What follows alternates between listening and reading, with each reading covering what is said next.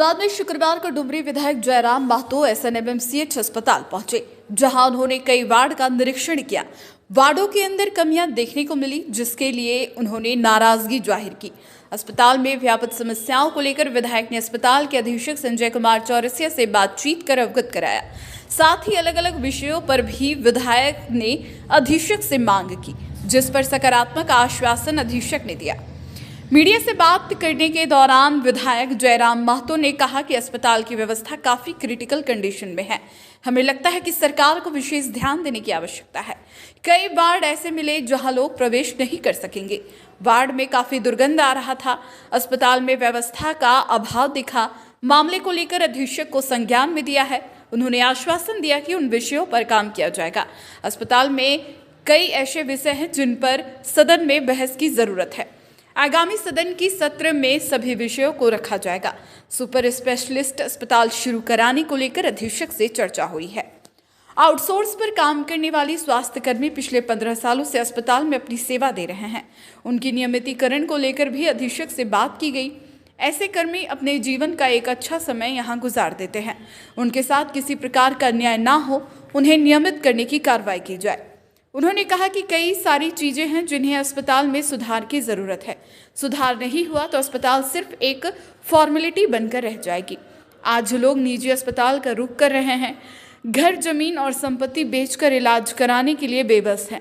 इसलिए सरकारी अस्पतालों का दुरुस्त किया जाना बेहद जरूरी है।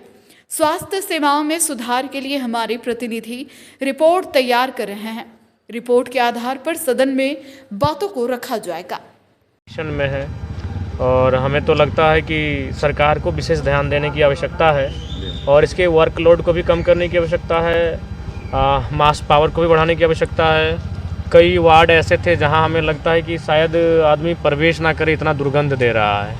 बहुत सारे अभाव दिखे हैं और उन सारे विषयों से हम लोग बिंदुवार सुपरिंटेंडेंट को संज्ञान में दिए हैं और उन्होंने आश्वासन दिया है कि उन विषयों पे काम किया जाएगा। और मैंने भी कहा है कि अगर सदन के लायक कोई ऐसा विषय है, सब्जेक्ट है जिन पर सदन में बहस होनी चाहिए, तो उन विषयों का सजेस्ट करेंगे। तो उनमें कुछ विषय उनके माध्यम से भी प्रस्तुत किया गया है और आगामी जो सत्र होगा उसमें उन विषयों को रखा जाएगा।